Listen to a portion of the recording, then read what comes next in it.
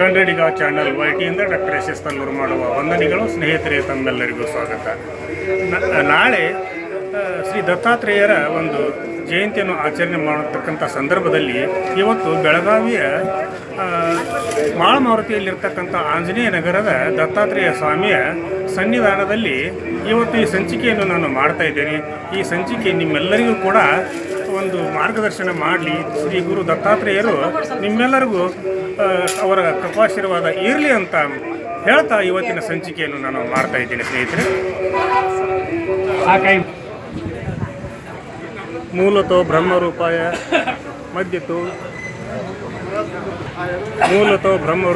ಮಧ್ಯತೋ ವಿಷ್ಣುರೂಪಿಣಿ ಅದ್ಭುತೋ ಶಿವರೂಪಾಯ ಅಶ್ವತ್ಥಾಯ ನಮೋ ನಮಃ ಅನ್ನುವಂಥ ಒಂದು ಉಕ್ತಿಯನ್ನು ಹಾಗೂ ದತ್ತಾತ್ರೇಯರ ಮಂತ್ರವನ್ನು ಈ ಸಂದರ್ಭದಲ್ಲಿ ಭಕ್ತರೆಲ್ಲರೂ ಕೂಡ ಕೇಳಿ ಅವರ ಕೃಪಾಶೀರ್ವಾದಕ್ಕೆ ಪಾತ್ರರಾಗಬೇಕೆಂದು ಈ ಸಂದರ್ಭದಲ್ಲಿ ನಾನು ಕೇಳ್ಕೊಳ್ತಾ ಇದ್ದೀನಿ.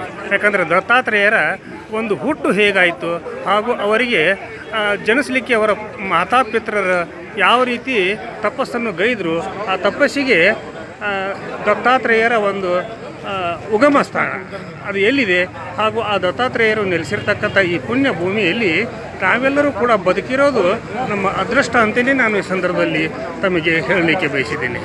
ಯಾಕಂದರೆ ದತ್ತಾತ್ರೇಯರ ಒಂದು ಹುಟ್ಟಿನ ಬಗ್ಗೆನೇ ಒಂದು ಮಹಾನ್ ಕಥೆ ಇದೆ. ಯಾಕಂದ್ರೆ ಅತ್ರಿ ಮುನಿಗಳಿಗೆ ಮಕ್ಕಳಾಗಿದ್ದಿಲ್ಲ. ಅತ್ರಿ ಹಾಗೂ ಅನಸೂಯ ಅವರಿಬ್ಬರು ಕೂಡ ದಂಪತಿಗಳು. ಆ ದಂಪತಿಗಳಿಗೆ ಮಕ್ಕಳಾಗಿದ್ದಿಲ್ಲ. ಆ ಸಂದರ್ಭದಲ್ಲಿ ಯಾಕೆ ನಮಗೆ ಮಕ್ಕಳಾಗ್ತಾ ಇಲ್ಲ ಅನ್ನುವಂಥ ಒಂದು ಕೊರಗಿನಿಂದ ಅತ್ರಿ ಮುನಿಗಳು ಈಗಿನ ಸಹ್ಯಾದ್ರಿ ಪರ್ವತದ ಶ್ರೇಣಿಗಳಲ್ಲಿ ಕಠಿಣವಾದಂಥ ತಪಸ್ಸನ್ನು ಮಾಡಲಿಕ್ಕೆ ಪ್ರಾರಂಭ ಮಾಡಿದರು. ಆ ಕಠಿಣ ತಪಸ್ಸಿಗೆ ಮೆಚ್ಚಿರ್ತಕ್ಕಂಥ ಪರಮಾತ್ಮನು ಪ್ರಸನ್ನನಾಗಿ, ಇಲ್ಲ ನೀವು ಈ ರೀತಿ ತಪಸ್ಸು ಮಾಡಲಿಕ್ಕೆ ಕಾರಣವೇನು, ಈ ನಿಮ್ಮ ತಪಸ್ಸಿಗೆ ನಾನು ನಿಜಕ್ಕೂ ಕೂಡ ಪ್ರಸನ್ನನಾಗಿದ್ದೇನೆ, ನಿಮಗೆ ಏನು ವರ ಬೇಕು ಅನ್ನುವಂಥ ಮಾತನ್ನು ಕೇಳಿದಾಗ ನಮಗೆ ನಿಮ್ಮಂತೆ ಇರ್ತಕ್ಕಂಥ ತ್ರಿಮೂರ್ತಿಗಳು ಬ್ರಹ್ಮ ವಿಷ್ಣು ಮಹೇಶ್ವರರ ರೂಪದಲ್ಲಿ ಇರ್ತಕ್ಕಂಥ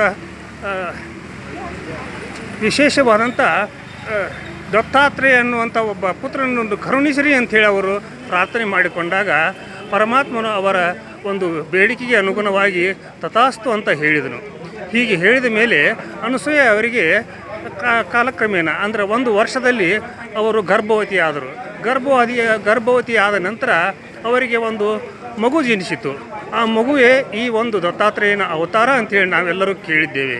ಹೀಗಿರುವಾಗ ಈಗಿನ ಗುಲ್ಬರ್ಗಾ ಜಿಲ್ಲೆಯ ಅಂದರೆ ಕಲಬುರಗಿ ಜಿಲ್ಲೆಯ ಅಫ್ಜಲ್ಪುರ ತಾಲೂಕಿನ ಗಾಣಗಾಪುರ ಅನ್ನುವಂಥ ಒಂದು ಪುಣ್ಯಕ್ಷೇತ್ರದಲ್ಲಿ ದತ್ತಾತ್ರೇಯರು ನೆಲೆಸಿದ್ದಾರೆ ಅನ್ನುವುದು ಪ್ರತೀತಿ ಇದೆ. ಹೀಗೆ ನೆಲೆಸಿರ್ತಕ್ಕಂಥ ದತ್ತಾತ್ರೇಯರ ಒಂದು ಅನುಗ್ರಹ ಪ್ರತಿಯೊಬ್ಬರಿಗೂ ಕೂಡ ಸಿಗ್ತಾ ಇದೆ. ಯಾಕಂದರೆ ಗಾಣಗಾಪುರದಲ್ಲಿರ್ತಕ್ಕಂಥ ದತ್ತಾತ್ರೇಯರ ಒಂದು ದೇವಸ್ಥಾನಕ್ಕೆ ಹೋಗಿ ಎಂಥ ಮಾಟ ಮಂತ್ರಗಳೇ ಇರಲಿ, ಭೂತ ಪಿಶಾಚಿಗಳೇ ಬಡಿದಿರಲಿ, ದೆವ್ವಗಳೇ ಬಡಿದಿರಲಿ ಅನ್ನುವಂಥ ಮಾತಿನ ಕೇಳ್ತಾರಲ್ಲ, ಆ ಸಂದರ್ಭದಲ್ಲಿ ಅವರು ಹೋದಾಗ ಅಲ್ಲಿ ಅವೆಲ್ಲವೂ ಕೂಡ ಮಾಯವಾಗ್ತವೆ, ಇಲ್ಲವಾಗ್ತವೆ ಅನ್ನೋದು ಕೂಡ ಅಷ್ಟೇ ವಾಸ್ತವ.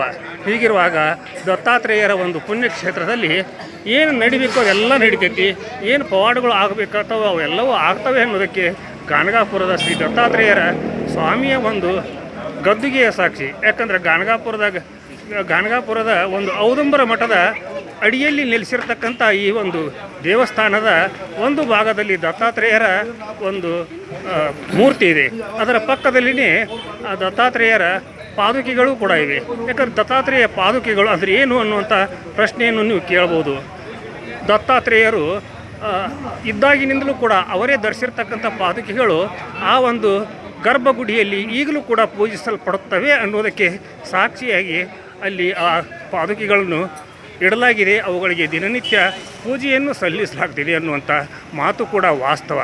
ಹೀಗಿರುವಾಗ ಆನಂತರ ಅವರು ಅಲ್ಲಿಯೇ ಅಂದರೆ ಗಾಣಗಾಪುರದಲ್ಲಿಯೇ 24 ವರ್ಷಗಳ ಕಾಲ ಅಲ್ಲಿ ಅವರು ನೆಲೆಸಿದರು. ಅಲ್ಲಿಯ ಭಕ್ತರನ್ನು ಉದ್ಧಾರ ಮಾಡಿದರು ಅನ್ನುವಂಥ ಮಾತುಗಳು ಕೂಡ ಕೇಳಿ ಬರ್ತಾ ಇವೆ. ಈಗಲೂ ಕೂಡ ಒಬ್ಬ ಮುನಿ ಅಲ್ಲಿಯೇ ನೆಲೆಸಿರ್ತಕ್ಕಂಥ ಆ ಮುನಿಗೆ ಅವ್ರಿಗೆ ದತ್ತಾತ್ರೇಯನ ಒಂದು ಆಶೀರ್ವಾದವಿತ್ತು.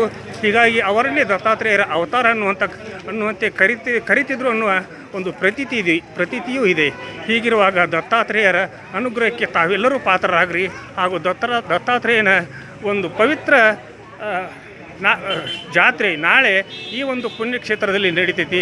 ಈ ಪುಣ್ಯಕ್ಷೇತ್ರದಲ್ಲಿ ನಡೀತಿರ್ತಕ್ಕಂಥ ಆ ಜಾತ್ರೆಗೆ ನಾನೂ ಕೂಡ ನನ್ನ ಪತ್ನಿಯ ಸಮೇತವಾಗಿ ಈ ಒಂದು ಗುಡಿಯಲ್ಲಿ ನಡೆದಿರ್ತಕ್ಕಂಥ ಈ ದೇವಸ್ಥಾನದಲ್ಲಿ ನಡೆದಿರ್ತಕ್ಕಂಥ ಒಂದು ಘಟನೆಯನ್ನು ಕೂಡ ಹೇಳ್ತೀನಿ. ಯಾಕಂದರೆ ನನ್ನ ಮಗನಿಗೆ ಮದುವೆ ಆಗುವ ಸಂದರ್ಭದಲ್ಲಿ ಅವನಿಗೆ ಒಳ್ಳೆಯ ಕನ್ಯೆ ಸಿಗಲಿ, ಜೊತೆಗೆ ಅವನ ಬಾಳು ಬಂಗಾರವಾಗಲಿ ಅನ್ನುವಂಥ ಒಂದು ಬೇಡಿಕೆಯನ್ನು ಇಟ್ಟು ಇಲ್ಲಿ ನಾನು ನನ್ನ ಧರ್ಮಪತ್ನಿ ಪೂಜೆಯನ್ನು ಮಾಡಿದಾಗ ಮೊದಲನೇ ಪೂಜೆ ಮುಗಿದು ಎರಡನೇ ಪೂಜೆ ಮಾಡುವಷ್ಟರಲ್ಲಿಯೇ ಇಲ್ಲಿ ನನ್ನ ಮಗನಿಗೆ ಮದುವೆ ಆಯಿತು. ಅದು ಕೂಡ ಶಿವಮೊಗ್ಗದ ಒಂದು ಒಳ್ಳೆಯ ಮನೆತನದ ಕುಟುಂಬದ ಒಂದು ಹುಡುಗಿ ಸಿಕ್ಕು ಆ ಮದುವೆ ಆಯಿತು. ಆ ನಂತರ ಮತ್ತೆ ನಾನು ನನ್ನ ಪತ್ನಿಯ ಜೊತೆಗೆ ಇಲ್ಲಿ ಬೇಡಿಕೊಂಡೆವು, ಮುಂದಿನ ವರ್ಷ ಕೂಡ ನಮಗೆ ಇಲ್ಲಿ ಒಂದು ಮಗು ಆಗಲಿ ಅಂತ ಕೇಳಿದಾಗ ಆ ಒಂದೇ ಒಂದು ದಿನದಲ್ಲಿ ಅಂದರೆ ಅರ್ಧ ತಾಸಿನ ಅಂತರದಲ್ಲಿ ನನಗೆ 2 ಮೊಮ್ಮಕ್ಕಳಾದರು. ನನ್ನ ಮಗನಿಗೆ ಹೆಣ್ಣು ಮಗು ಆಯಿತು ಹಾಗೂ ಮಗಳಿಗೆ ಗಂಡು ಮಗು ಆಯಿತು. ಅಂಥ ಒಂದು ಪುಣ್ಯಕ್ಷೇತ್ರ ಇಲ್ಲಿ ದತ್ತಾತ್ರೇಯನ ಸ್ವಾಮಿಯ ಸನ್ನಿಧಿ ಇದು ಆಂಜನೇಯ ನಗರದಲ್ಲಿದೆ. ಹೀಗಿರುವಾಗ ಈ ದತ್ತಾತ್ರೇಯ ಸ್ವಾಮಿಯ ಒಂದು ಪುಣ್ಯಕ್ಷೇತ್ರದ ಬಗ್ಗೆ ಇಲ್ಲಿ ಇರ್ತಕ್ಕಂಥ ಹಿರಿಯರ ಬಗ್ಗೆ ನಾವು ಕೇಳೋಣ. ಸರ್ ನಮಸ್ಕಾರ. ಈಗ ಈ ದತ್ತಾತ್ರೇಯರ ಒಂದು ಅವತಾರದ ಬಗ್ಗೆ ಹಾಗೂ ಈ ಒಂದು ಜಾತ್ರೆ ಎಲ್ಲಿಂದ ಪ್ರಾರಂಭವಾಯಿತು, ಈ ಜಾತ್ರೆ ಪ್ರಾರಂಭವಾದಾಗಿನಿಂದ ಇಲ್ಲಿವರೆಗೆ ಬದಲಾವಣೆಗಳೇನಾಗಿದ್ದೇವೆ ಅನ್ನೋದನ್ನು ಸ್ವಲ್ಪ ಕನ್ನಡಿಗ ಚಾನಲ್ YTI ವೀಕ್ಷಕರಿಗೆ ತಲುಪಿಸ್ತೀರಾ ಸರ್? ಇದು ಸುಮಾರು ಸರ್ ಮೊದಲು ತಮ್ಮ ಹೆಸರು ಹೇಳಿ. ನಾನು ಮಲ್ಲಪ್ಪ ಸಂಗೊಳ್ಳಿ ಅಂತೇಳಿ ಈ ಒಂದು ಗುಡಿಯ ಮಂದಿರದ ಆಡಳಿತ ಸಮಿತಿಯ ಸದಸ್ಯನಾಗಿದ್ದೀನಿ. ಮತ್ತು ಇಲ್ಲಿ ನನಗೆ ತಿಳಿದಿರೋ ಹಾಗೆ ಸುಮಾರು 1990ನೇ ಇಸ್ವಿ ಒಳಗೆ ಇಲ್ಲಿ ಗಂಗಾಧರೆಯ ಸೂಲಿಕಂತಿ ಮಠ ಅಂತ ಒಬ್ಬರು ಸ್ವಾಮಿಗಳಿದ್ದರು. ಅವರು ಬಹಳ ಈ ನಿಸರ್ಗದ ಬಗ್ಗೆ ಭಾಳ ಪ್ರೇಮಿಗಳು, ಆಮೇಲೆ ಸ್ವಚ್ಛತೆ ಬಗ್ಗೆ ಬಹಳ ಗಮನ ಕೊಡ್ತಿದ್ರು. ಅವರು ಏನು ಮಾಡಿದರು, ಇಲ್ಲೊಂದು ದತ್ತನ ಸಂಕಲ್ಪ ಮಾಡಿಕೊಂಡು ಒಂದು ಗಿಡವನ್ನು ನೆಟ್ಟರು. ಅದು ಅರಳೆ ಮರ ಮತ್ತು ಹತ್ತಿ ಮರವನ್ನು ನೆಟ್ಟರು. ಅರಳೆ ಮರ ಮತ್ತು ಹತ್ತಿ ಮರ ಬಹಳ ದೊಡ್ಡದಾಗಿ ಬೆಳೆದ ನಂತರ ಇಲ್ಲಿ ಏನು ಮಾಡಬೇಕಂತ ಹೇಳಿ ನಾವು ಈ ಎಮ್ಕನ್ಮಡಿಯ ಹುಣಸಿಕೋಳ ಮಠದ ಸ್ವಾಮಿಗಳನ್ನು ವಿಚಾರಿಸಲಾಗಿ ಅಲ್ಲಿ ದತ್ತನ ಆಶೀರ್ವಾದ ಇದೆ, ಅಲ್ಲಿ ನೀವು ದತ್ತನ ಇದನ್ನು ಪ್ರತಿಮೆಯನ್ನು ಸ್ಥಾಪನೆ ಮಾಡಬೇಕು ಏನೋ ನಮ್ಮ ಅಂತ ಅವರೊಂದು ಸಂಕಲ್ಪ ಹೇಳಿದಾಗ ಅವರು ಗಂಗಾಧರೆಯ ಹುಲಿಕನ್ನ ಸ್ವಾಮಿಗಳು ಇಲ್ಲಿ ಸಣ್ಣದಾಗಿರೋಂಥ ಒಂದು ಮೂರ್ತಿಯನ್ನು ಇದನ್ನು ಮಾಡಿ ಪ್ರತಿಷ್ಠೆ ಮಾಡಿದ್ರು. ಅದು ಬೆಳೆದು ಅದಕ್ಕೆ ಹೆಮ್ಮರವಾಯಿತು. ಪೂಜಾರಿ ಅನ್ನೋರು ಮೂರ್ತಿ ಕೊಟ್ಟರು. ಸರ್ ಒಂದು ಸೆಕೆಂಡ್ ಸರ್, ಇದೇ ಔದುಂಬರ ಮರ ಅಲ್ರಿ? ಇದೇ ಔದುಂಬರ ಮರ ಹಿಂದ್ಗಡೆ ಇದೆ. ಇದೆ ರೀ, ಕಾಣಿಸ್ತಾ ಇದೆ ಸರ್. ಔದುಂಬರ ಮರ ಮತ್ತು ಔದುಂಬರ ಮರ ಅವಾಗೆಲ್ಲ ಭಕ್ತರ ಸಹಾಯದಿಂದ ಎಲ್ಲರೂ ಒಂದು ಸಹಕಾರದಿಂದ ಇಲ್ಲಿ ಸಣ್ಣ ಮಂದಿರ ನಿರ್ಮಾಣ ಆಯಿತು. ಮತ್ತು ಅಲ್ಲಿಂದ ಇಲ್ಲಿವರೆಗೆ ಇವತ್ತು ಈ ವರ್ಷ ನಾವು 28ನೇ ವರ್ಷ ಈ ಒಂದು ಜಯಂತಿಯನ್ನು ಆಚರಣೆ ಮಾಡ್ತಾ ಇದ್ದೀವಿ. ಎಷ್ಟನೇ ವರ್ಷ? 28ನೇ ಒಂದು ಜಯಂತಿ. 28ನೇ ವರ್ಷ. ಅದಕ್ಕಿಂತ ಪೂರ್ವದಲ್ಲಿಂದ 4-5 ವರ್ಷ ನಾವು ಸಣ್ಣ ಪ್ರಮಾಣದೊಳಗಿತ್ತು. ಸುಮಾರು 30 ವರ್ಷ ಮೇಲ್ಪಟ್ಟು ಇಲ್ಲಿ ಮಂದಿರದ. ಮತ್ತು ಇಲ್ಲಿ ಒಂದು ವಿಶೇಷ ಏನಪ್ಪ ಅಂತಂದರೆ ನಿರಂತರವಾಗಿ 2 ಎಳೆ ಪೂಜೆ ಆಗ್ತದೆ. ಮುಂಜಾನೆ ಪೂಜೆ ಆಗ್ತದೆ, ಸಾಯಂಕಾಲ ಆರತಿ ಭಜನೆ ಎಲ್ಲ ನಡ್ಕೊಂಡು ಹೋಗ್ತಾ ಇದ್ದಾವೆ. ಮತ್ತು ಸಾಕಷ್ಟು ಭಕ್ತರು ಇಲ್ಲಿ ಬಂದು ತಮ್ಮ ಭಕ್ತಿಯನ್ನು ಸಮರ್ಪಣೆ ಮಾಡ್ತಾರೆ. ಇದರಿಂದ ಬಹಳಷ್ಟು ಜನರಿಗೆ ಇಲ್ಲಿ ಬಹಳಷ್ಟು ಅನುಕೂಲತೆಗಳಾಗಿದ್ದಾವೆ ಅಂತೇಳಿ ನಾನು ಹೇಳ ಬಯಸ್ತಾ ಇದ್ದೀನಿ. ಧನ್ಯವಾದಗಳು ಸರ್.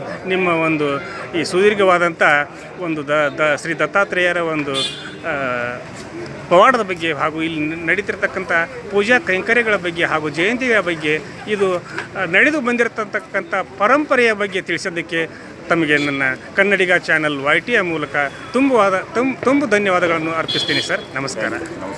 ಹೀಗೆ ಇರ್ತಕ್ಕಂಥ ಈ ಪುಣ್ಯಕ್ಷೇತ್ರ ಇದು ಬೆಳಗಾವಿಯ ಆಂಜನೇಯ ನಗರದಲ್ಲಿ ಇರ್ತಕ್ಕಂಥ ಒಂದು ಪುಣ್ಯಕ್ಷೇತ್ರ, ಶ್ರೀ ದತ್ತಾತ್ರೇಯ ಪುಣ್ಯಕ್ಷೇತ್ರ.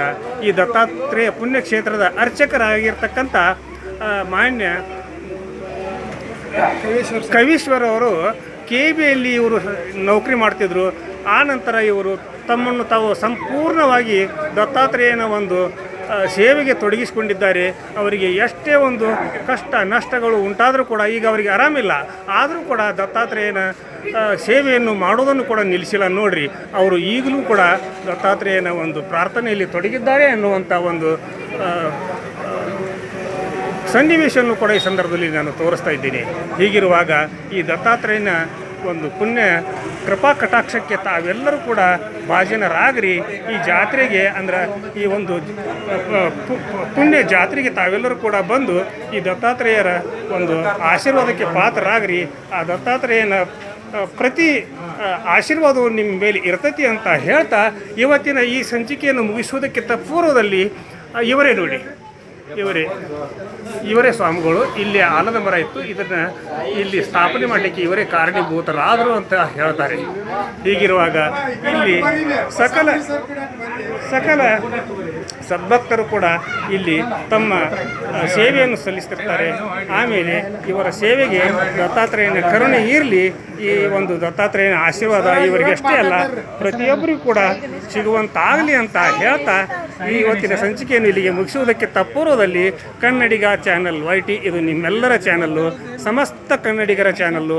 ಕನ್ನಡಿಗ ಚಾನಲ್ YTಗೆ ಇಲ್ಲಿವರೆಗೆ ಯಾರು ಸಬ್ಸ್ಕ್ರೈಬ್ ಆಗಿಲ್ವೋ ಪ್ರತಿಯೊಬ್ಬರು ಕೂಡ ಸಬ್ಸ್ಕ್ರೈಬ್ ಮಾಡಿರಿ, ಪ್ರತಿಯೊಬ್ಬರಿಗೂ ಕೂಡ ಶೇರ್ ಮಾಡಿರಿ. ನಿಮ್ಮ ಕಮೆಂಟನ್ನು ಕನ್ನಡಿಗ ಚಾನಲ್ YTಯ ಜೊತೆಗೆ ಹಂಚ್ಕೊಳ್ರಿ. ಈ ಸಂಚಿಕೆಯನ್ನು ಪ್ರತಿಯೊಬ್ಬ ಕನ್ನಡಿಗರಿಗೂ ಹಾಗೂ ಪ್ರತಿಯೊಬ್ಬ ದತ್ತಾತ್ರೇಯರ ಭಕ್ತರಿಗೂ ಕೂಡ ತಲುಪಿಸುವಂಥ ಕೆಲಸ ಕಾರ್ಯಗಳನ್ನು ಮಾಡ್ತೀರಾ ಅಂತ ಹೇಳ್ತಾ ಇವತ್ತಿನ ಸಂಚಿಕೆಯನ್ನು ಇಲ್ಲಿಗೆ ಮುಗಿಸುತ್ತೇನೆ. ನಾಳಿನ ಸಂಚಿಕೆಯೊಂದಿಗೆ ತಮ್ಮ ಜೊತೆಗೆ ಹಾಜರಾಗ್ತೀನಿ. ಅಲ್ಲಿಯವರೆಗೂ ನನ್ನ ನಮಸ್ಕಾರ.